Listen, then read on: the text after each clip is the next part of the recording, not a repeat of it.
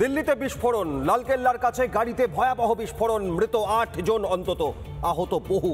বিস্ফোরণের নেপথ্যে কোন রাসায়নিক? বিস্ফোরণে নাশকতা যোগ? প্রশ্ন অনেক, চলছে তদন্ত।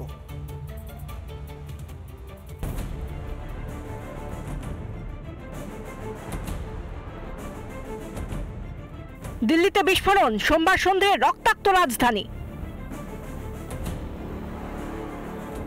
যাদের কাছ থেকে RDX পাওয়া গেছিল তারা ডাক্তার পরিচয় দিয়েছিল এবং তারা doctor, actually MBBS pass doctor ছিল। মডিউল ধরপাকড়ের পরে জানা যায় যে বিপুল সংখ্যক RDX ইতিমধ্যে নিয়ে আসার চেষ্টা হয়েছে এবং গোটা দেশে ছড়িয়ে দেওয়া হয়েছে। আবারও বলছি, অ্যামোনিয়াম নাইট্রেট বা RDX এর যে কনসাইনমেন্ট ধরা পড়েছে তার মধ্যে থেকে কোনো ছোট কনসাইনমেন্ট কি এই গাড়িতে ছিল কিনা আমরা জানি না। লালকেল্লা থেকে ঢিলছড়া দূরত্বে মেট্রোর ১ নম্বর গেট, সেখানেই চলন্ত গাড়িতে বিস্ফোরণ। দাউ দাউ করে জ্বলতে থাকে একাধিক গাড়ি।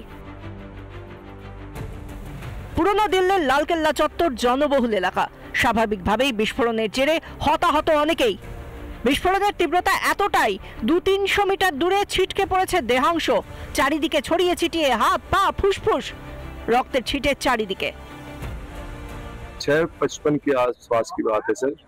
गाड़ी जाम में धीरे धीरे चल रही थी, एकदम ही इतना ब्लास्ट हुआ कि मेरा आगे फ्रंट शीशा निकल के सामने की गाड़ियों में गया और मैं उड़ गया एकदम। मेरा सीट बेल्ट भी हो गया एकदम। ऐसा लगा जैसे गाड़ी फट गई। सामने मौत पड़ी थी सर, एक मेरी गाड़ी के बगल में एक डेड बॉडी पड़ी थी, उसमें शायद हाथ पैर भी नहीं थे उसके। ছড়িয়ে ছিটিয়ে রয়েছে বাড়ির দরজা, চাকা, উইন্ডো স্ক্রিনের অংশ। দমকল বাহিনীর তৎপরতায় আধ ঘন্টার মধ্যে আগুন নিয়ন্ত্রণে আসে। ঘটনাস্থলে পৌঁছায় দিল্লি পুলিশের বিশেষ দল, পৌঁছে যায় ফরেনসিক টিম, NSG, NIA। তদন্তভার তুলে দেওয়া হয়েছে NIA এর হাতে।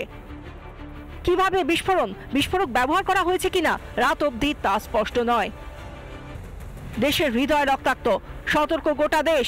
দেশের বিভিন্ন গুরুত্বপূর্ণ এলাকায় জারি হাই অ্যালার্ট, ব্যতিক্রম নয় কলকাতাও।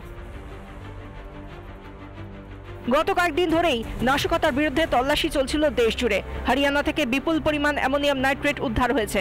গ্রেফতার একের পর এক সন্দেহভাজন জঙ্গি। এর মধ্যেই দিল্লিতে বিস্ফোরণ। স্বাভাবিকভাবেই এর পিছনে জঙ্গি যোগ উড়িয়ে দেওয়া যাচ্ছে না। রিপাবলিক বাংলা। নানা ধরনের কন্টেন্ট দেখার জন্য লাইক করুন, শেয়ার করুন আমাদের ফেসবুক পেজ, সাবস্ক্রাইব করুন আমাদের ইউটিউব চ্যানেল। পাশাপাশি অন্যান্য ব্রেকিং নিউজের জন্য অবশ্যই চোখ রাখুন রিপাবলিক বাংলায়।